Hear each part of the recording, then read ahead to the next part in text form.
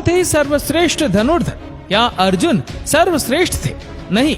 क्या कर्ण सर्वश्रेष्ठ थे? नहीं। आप जितना भी सोचेंगे लेकिन अंदाजा नहीं लगा पाएंगे कि कौन थे पौराणिक काल के सर्वश्रेष्ठ धनुर्धर। उसके जैसा धनुर्धर आज तक कभी नहीं हुआ है और ना कभी होगा। जानने से पहले जय श्री राम कमेंट करना मत भूलिएगा। भगवान श्री राम की कृपा आप पर सदैव बनी रहेगी। चलिए जानते हैं प्राचीन काल के 10 सबसे शक्तिशाली धनुर्धरों के बारे में। सबसे पहले कमजोर योद्धा से शुरुआत करेंगे और इसके बाद सबसे शक्तिशाली धनुर्धरों के बारे में जानेंगे। नंबर 10 पर है द्रोणाचार्य। जब महेंद्र पर्वत पर भगवान परशुराम अपना सब कुछ दान कर रहे थे, तब द्रोणाचार्य उनके पास गए और उनसे संपूर्ण दिव्यास्त्रों का ज्ञान प्राप्त किया। उन्होंने ही कौरवों और पांडवों को शस्त्र चलाना सिखाया था। कुरुक्षेत्र के युद्ध में भीष्म के बाद द्रोण कौरवों के सेनापति बने थे। उन्होंने अपनी रणनीति से पांडवों का भारी विध्वंस किया था। युद्ध में द्रोण ने जो चक्रव्यूह बनाया था, उसमें फंसकर वीर अभिमन्यु मारे गए थे। जब तक उनके हाथ में शस्त्र था, उन्हें परास्त करना असंभव था। इसलिए पांडव छल से उन्हें मारने के लिए विवश हो गए थे। नंबर 9 पर है अर्जुन। गुरु द्रोणाचार्य की दृष्टि में अर्जुन सर्वश्रेष्ठ धनुर्धर थे। द्रोणाचार्य ने अर्जुन को अपने सारे अस्त्रों का ज्ञान दिया था। अर्जुन के धनुष की टंकार मात्र से दुश्मन अधमरे हो जाते थे। अर्जुन के पास देवताओं के सारे दिव्यास्त्र उपलब्ध थे। यहाँ तक कि महादेव को प्रसन्न करके पशुपतास्त्र तक प्राप्त कर लिया था। और अर्जुन दोनों हाथों से बाण चला लेते थे, इसलिए उन्हें सभ्यबाची भी कहा जाता था। द्रौपदी स्वयंवर में एक कर्ण को छोड़कर जहां सभी धनुर्धर विफल हो गए थे, वह अर्जुन ने बहुत आसानी से लक्ष्य को भेद दिया था। खांडव वन में अर्जुन ने देवराज इंद्र तक को परास्त कर दिया था। जिन निवात कवच राज्यों को रावण भी नहीं हरा पाया था, उन्हें अर्जुन ने एक क्षण में परास्त कर दिया था। नंबर 8 पर है भीष्म पितामह। भीष्म देवी गंगा के पुत्र थे। उनके गुरु स्वयं परशुराम जी थे। एक बार तो अपने गुरु परशुराम के साथ ही पितामह भीष्म का एक भयानक युद्ध हुआ था। युद्ध में भीष्म और परशुराम जी एक दूसरे पर महाविनाशकारी अस्त्र चला रहे थे, लेकिन इस युद्ध का कोई परिणाम नहीं निकल रहा था। आखिर में इस युद्ध को रोकने के लिए देवताओं को आना पड़ा था। जब कुरुक्षेत्र का युद्ध शुरू हुआ था, तब पितामह भीष्म कौरवों के प्रथम सेनापति बने थे। भीष्म की बहनों के आगे पांडव पक्ष का कोई भी योद्धा टिक नहीं पाया। भगवान श्री कृष्ण ने इस युद्ध में शस्त्र न उठाने का प्रण लिया था, लेकिन भीष्म ने अपने पराक्रम से श्री कृष्ण को अपनी प्रतिज्ञा तोड़कर शस्त्र उठाने के लिए विवश कर दिया था। भीष्म को नियमानुसार युद्ध करके परास्त करना असंभव था, इसीलिए इसे शिखंडी को सामने रखकर अर्जुन ने भीष्म को सरसैया पर सुला दिया था। नंबर 7 पर है एकलव्य। एकलव्य महाभारत काल के एक श्रेष्ठ धनुर्धर थे। जब द्रोण के पास एकलव्य शिक्षा के लिए गए थे, तब द्रोण ने उन्हें शिक्षा देने के लिए इनकार कर दिया था। इसके बाद गुरु द्रोण को अपना गुरु मानकर एकलव्य ने वन में धनुर्विद्या का अभ्यास करना शुरू कर दिया था। जब कौरवों और पांडवों में से किसी को भी शब्द भेदी बाण चलाना नहीं आता था, तब एकलव्य ने अपने अभ्यास से ही शब्द भेदी बाण चलाना सीख लिया था। उनके धनुर्विद्या को देखकर अर्जुन को भी लगने लगा था कि एकलव्य सर्वश्रेष्ठ धनुर्धर थे। लेकिन एक समय गुरु दक्षिणा के नाम पर गुरु द्रोणाचार्य ने एकलव्य का अंगूठा कटवा दिया था। इसके बाद अंगूठे के बिना ही एकलव्य बाण चलाना सीख गए थे। दोस्तों, मॉडर्न आर्चरी में अंगूठे के बिना ही बाकी उंगलियों से बाण चलाया जाता है। इसका आविष्कार सबसे पहले एकलव्य ने ही किया था। एकलव्य इतने शक्तिशाली थे कि भगवान श्री कृष्ण को एकलव्य का वध करना पड़ा था। एकलव्य के बारे में भगवान श्री कृष्ण ने स्वयं कहा था कि अगर एकलव्य का अंगूठा ना कटा होता तो एकलव्य दूसरा परशुराम बनकर जंगल में घूमता रहता।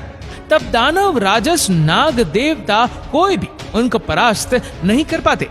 कोई मनुष्य उसके सामने तो खड़ा भी नहीं हो पाता।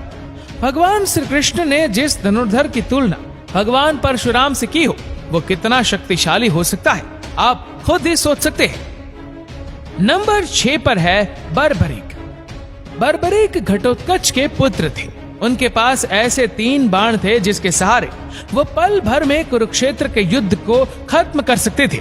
बर्बरीक के 3 बाण के बारे में जानकर भगवान श्री कृष्ण भी चिंतित हो गए थे, जिसके कारण उन्होंने दान में बर्बरीक का शीश मांग लिया था। इसके बाद से खाटू श्याम के नाम से इस धरती पर बर्बरीक की पूजा होती है। नंबर 5 पर है मेघनाद। रावण के पुत्र मेघनाद महावीर थे। अपने पराक्रम से उसने देवताओं को परास्त करके इंद्रदेव को बंदी बना लिया था। इसके बाद उसका नाम इंद्रजीत हो गया। उसके पास ब्रह्मास्त्र, वैष्णवास्त्र और पशुपतास्त्र इन तीनों वस्त्रों का ज्ञान था। लक्ष्मण से युद्ध के दौरान उसने लक्ष्मण जी पर ब्रह्मास्त्र, वैष्णवास्त्र और पशुपतास्त्र चलाया था। लक्ष्मण जी के सामने ब्रह्मास्त्र निस्तेज हो गया था।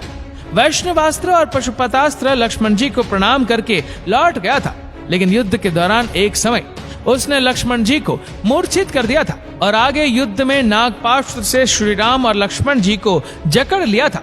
मेघनाद ही रामायण काल का एकमात्र योद्धा है जिसे अति महारथी भी कहा गया है। नंबर 4 पर है कर्ण। सूर्यपुत्र कर्ण महाभारत काल के एक ऐसे योद्धा थे जिसके पास ऐसे दिव्य कवच और कुंडल थे जिसे किसी भी अस्त्र से भेदा नहीं जा सकता था। इसलिए युद्ध से पहले देवराज इंद्र ने छल से कर्ण का कवच और कुंडल छीन लिया था। लेकिन कवच और कुंडल के बिना ही कर्ण महाशक्तिशाली थे और अंतिम युद्ध में जब कर्ण और अर्जुन का आमना सामना हुआ था तब कर्ण ने 11 बार अर्जुन के गांडीव धनुष के प्रत्यष्चा को काट डाला था। अर्जुन के ब्रह्मास्त्र को कर्ण ने साधारण बाणों से ही काट डाला था। इस युद्ध के दौरान कर्ण ने अपने सर्प बार से अर्जुन को लगभग मार ही डाला था। अगर भगवान श्री कृष्ण अर्जुन की रक्षा ना करते तो अर्जुन कर्ण के हाथों जरूर मारे जाते। जब तक कर्ण के हाथ में शस्त्र था तब तक कर्ण को किसी तरह से परास्त नहीं किया जा सकता था। इसलिए जब कर्ण निशस्त्र थे तब अर्जुन को छल से कर्ण का वध करना पड़ा था। नंबर 3 पर है लक्ष्मण जी।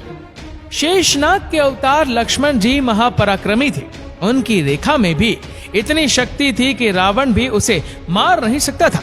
शास्त्रों के अनुसार वह एक श्रेष्ठ धनुर्धर थे। रावण के महाबलशाली पुत्र इंद्र को परास्त करने वाले इंद्रजीत का वध वही कर सकते थे जिसने 14 वर्ष तक सोया नहीं हो, जिसने 14 वर्ष तक किसी स्त्री का मुख ना देखा हो, जिसने 14 वर्ष तक भोजन ना किया हो। और वो कोई और नहीं था, केवल लक्ष्मण जी थे और उन्होंने ही मेघनाद का वध भी किया था।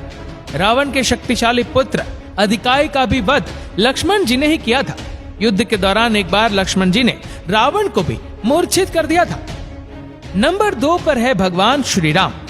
भगवान श्री राम भगवान विष्णु के अवतार, मर्यादा पुरुषोत्तम महावीर श्री राम की शक्ति का कोई अंत नहीं था। स्वयंवर में जब शिव धनुष की प्रत्यंचा चढ़ाने गए थे तब उनकी शक्ति से शिव धनुष टूट गया था। ऐसा कहा जाता है कि कोई अस्त्र नहीं था जो श्री राम के पास नहीं था। जब समुद्र ने लंका जाने के लिए श्री राम को मार्ग नहीं दिया तब उन्होंने अपने बाणों से ही समुद्र को सुखाने का विचार किया। श्री राम को धनुष पर बाण का संधान करता देख समुद्र भयभीत होकर उनके सामने प्रकट हो गया था। श्री राम ने अपने बाणों से रावण और कुंभकर्ण जैसे न जाने कितने राक्षसों को यमलोक भेज दिया था। नंबर 1 पर है देवों के देव महादेव। संपूर्ण ब्रह्मांड और धनुर्वेद की सृष्टि महादेव से ही हुआ है। वो ही इस सृष्टि की शुरुआत है और वो ही इसका अंत है। उनकी शक्ति अनंत है और वो पल भर में किसी का भी विनाश कर सकते हैं। इसलिए वो ही सर्वश्रेष्ठ धनुर्धर है। अगर आप महादेव के सच्चे भक्त हैं तो हर हर महादेव कमेंट करना बिल्कुल भी मत भूलिएगा। भगवान भोलेनाथ की कृपा आपके घर परिवार पर सदैव बनी रहेगी।